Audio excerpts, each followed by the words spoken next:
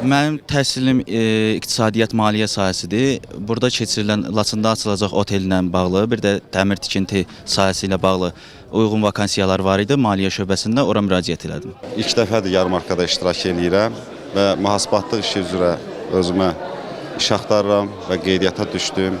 Ümid edirək ki, Laçında özümüzə uyğun iş tapacağıq. 20 ilə yaxın iş stajım var. Ağcabədidə 92-dən indiyə qədər məskunlaşmış Laçın idarələrində işləmişəm. İndi artıq istəyirəm ki, öz Laçın yurdumuzda fəaliyyət göstərir. Biz də iştirak edirik təhsil işçiləri olaraq ki, ətrafda yaxın dostlarımız, qohumlarımız, hansı ki Laçın şəhər sakinidir və bu vakansiyalardan faydalanmaq istəyir, onlara məlumat ötürmək məqsədi ilə. Ümid edirik ki, onlar üçün də uğurlu olar. 2 ildir mən Laçın şəhərində yaşayıram. Özüm ali təhsilliyəm. Özümü cəlb edən burada Laçın şəhərində ilk dəfə açılmış otelçilik istirahət kompleksi var və mənim özüm də dil bilgim olduğuna görə istərdim ki, bu sahədə də əməkdaşlığımı məhz bu vakansiya üzrə yönəldim.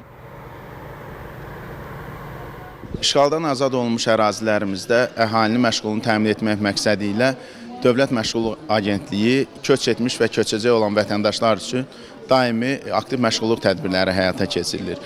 Bu aktiv məşğulluq tədbirlərindən biri də Cəbrayıl şəhərində növbəti əmək yarmarkamız 13 işə götürənlə 4-ü dövlət, 9-u özəl olmaqla 102 vakansiya təqdim etmişdir.